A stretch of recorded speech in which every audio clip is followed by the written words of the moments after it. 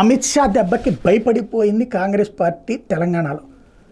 తప్పుడు ప్రచారం చేసినటువంటి రేవంత్ రెడ్డి ఇప్పుడు ఆ తప్పుడు ప్రచారాన్ని కవర్ చేసుకోవడానికి సెంటిమెంట్ రేకెత్తిస్తున్నాడు.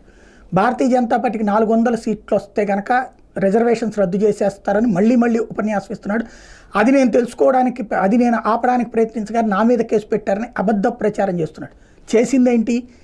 ముస్లిం రిజర్వేషన్ రద్దు చేసి బీసీ ఎస్సీ ఎస్టీలకు రిజర్వేషన్ ఇస్తాము అంటే దాన్ని మార్పింగ్ చేసి, దాన్ని కట్ చేసి, దాన్ని ఎడిట్ చేసి ముస్లింలకి రిజర్వేషన్ అన్న పదం వదిలేసి బీసీ ఎస్సీ ఎస్టీల రిజర్వేషన్ రద్దు చేస్తానని చెప్పి అమిత్ షా అన్నారని చెప్పినటువంటి రేవంత్ రెడ్డి దాన్ని ప్రచారంలోకి స్వయంగా తనే తీసుకెళ్ళడం, వాళ్ళ పార్టీ వాళ్ళందరూ తీసుకెళ్ళడం, దేశవ్యాప్తంగా తీసుకెళ్ళడం, దాని మీద కేసులు నమోదవడం, చివరికి అరెస్ట్ పొజిషన్ వచ్చేటప్పుడు తప్పించుకోవడం కోసం అని చెప్పేసి ఆ హ్యాండిలే నాది కాదని చెప్పడం. ఆ విషయం మీద అమిత్ షా ఊరుకోలేదు, వెంటాడారు. ఎందుకంటే వాళ్ళ దగ్గర సైబర్ క్రైమ్ అంతా కూడా ఉంటుంది కదా, పట్టుకుని ఎవరిదని తేల్చి ఇక్కడ